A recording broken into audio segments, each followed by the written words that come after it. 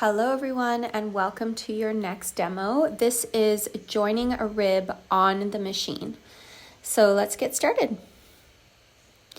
So you want to make sure that your machine is set to the cross position.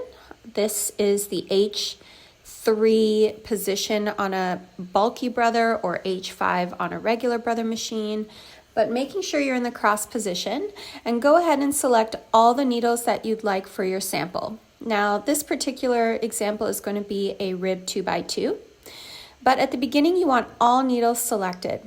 You're also going to make sure that your carriage is in a neutral position and take your carriage one passage across. Once you do that, you can go ahead and insert your comb.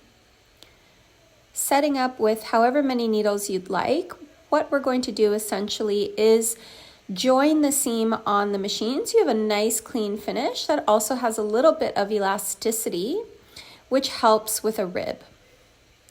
Once you insert the comb and the metal bar, add your weights. Remember that the weights need to be relevant to the size of the sample. So usually if it's, almost your whole width of your machine, you can use 2 small ones on either end and 1 in the center.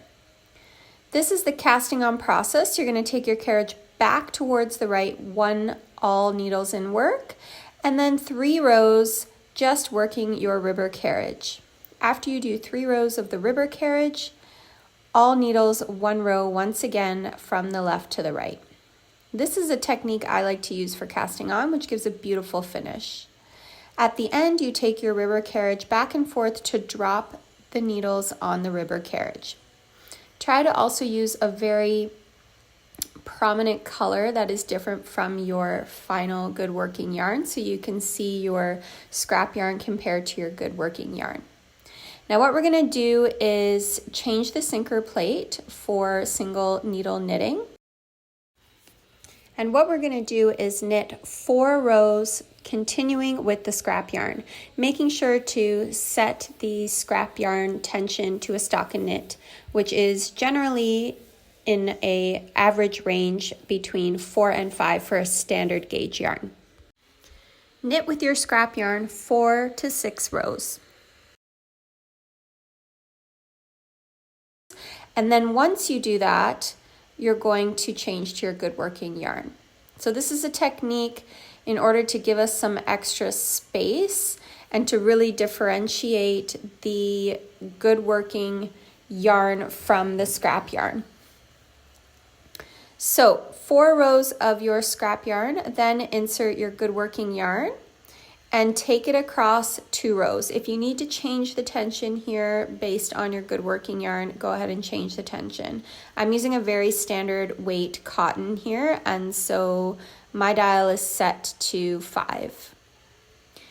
Now, once you've done 2 rows of your good working yarn, you can remove the sinker plate and put back the sinker plate that connects your ribber carriage.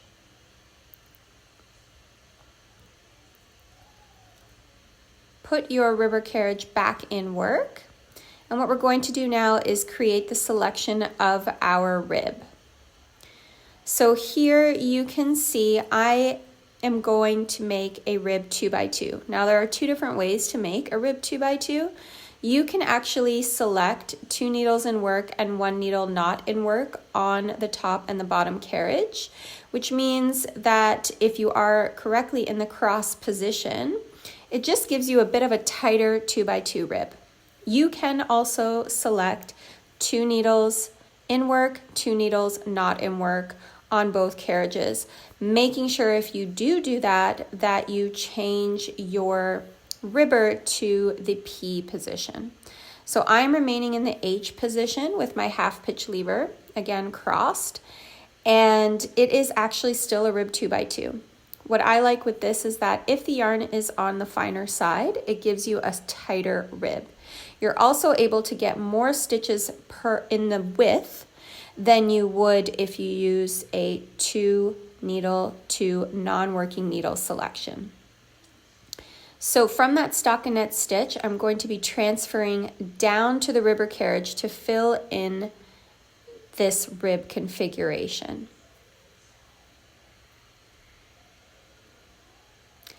Once you get to the end, you're ready to do your working rows. Now, once again, just checking you actually got your needles correctly, didn't miss. I definitely have done that in the past. And once you're ready, you can put the tension for your rib. Change your dial, your counter, set it to 0, and go ahead and knit as many rows as you like. In this example, I'm making a headband, so it's going to look quite short, but it is a really cute headband with a finished edge.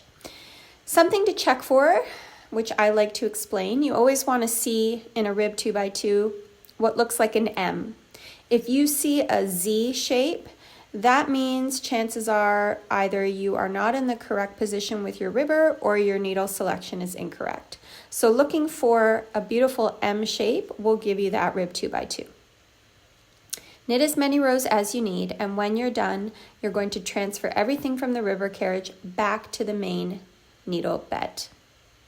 Use your single transfer tool, and you will notice that one needle on top will have 2 loops, and that is totally okay. There are multiple ways to do the transferring. Some people like to use a double transfer needle. I stick to the same one. I usually leave one hand on the back main carriage holding the needle that I need in selection. Once you've transferred everything, you can drop your ribber carriage, and we're going to put the sinker plate back on for single knitting. Pay attention here that you need to change your tension, and because you've got double loops, you'll definitely want to increase it quite a bit higher than the standard stockinette. If your standard stockinette was 5 for your yarn, increase it to at least 8, if not 10, for one row. This is really important. You want to see a nice loop there, very visible, so that you have it for the next step. Now what we're going to do is remove the weight and the comb. Essentially, at the bottom, you have your scrap working yarn, but it is actually what's considered a live edge, which means we didn't do a cast on. We left the loops open. If we were to remove the scrap yarn, your good working yarn, in this case the white rib, would start to ravel apart. But what you can see are those first 2 rows, nice and clear, and we're going to be using that loop one by one to attach it to the main bed. If you'd like, you can put a sheet over your ribber if it feels like it's getting caught on your work. Again, this is where the very different color for your scrap yarn is going to be helpful. Take your transfer tool and individually start on one end, loop by loop. Now, if you start exactly with the same, you should end exactly with the same amount of loops and the same amount of needles. I'll try and get nice and close here so you can see what's happening. We are joining the piece on the machine loop by loop. Because we used 2 rows of stockinette and we finished with a stockinette, it should be just one loop transferring on top of the other.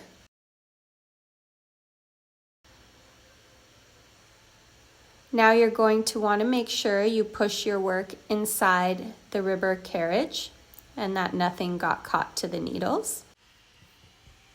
Now we're going to be taking away the scrap yarn. You can put a couple of weights on your good working yarn if you have the combs. You can also use clamps and then place the weight on the clamps. Be really careful as you take away your scrap yarn row by row. I like to do it at this point so that it doesn't entangle with our good working final piece. Don't worry, your piece won't come off the machine if you've transferred the loops correctly.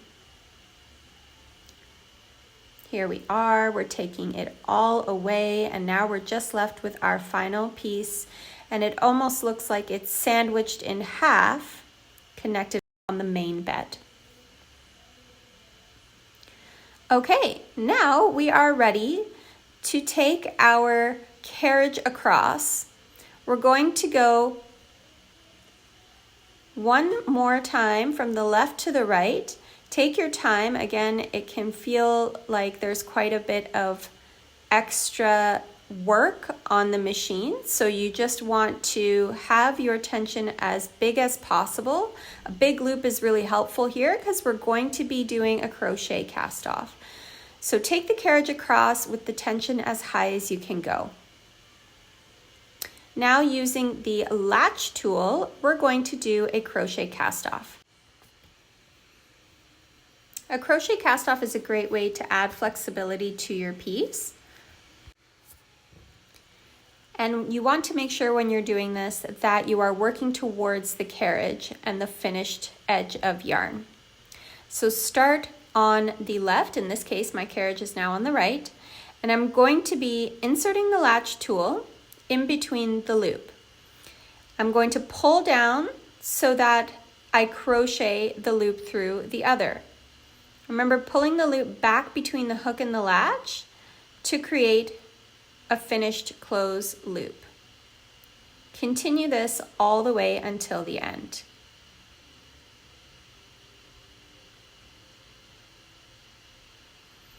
Once you get to the end and you're close enough, you can cut the yarn that is closest to the carriage away. Give yourself a little bit of space, and you can always clean finish this afterwards once you are closing the work.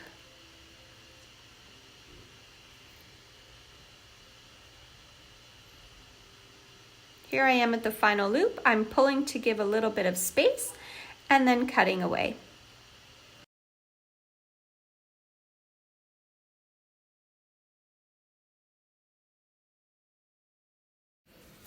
Here's the final piece. You can see I've steamed the seam in the center of the headband so that you can't see it from the outer edge.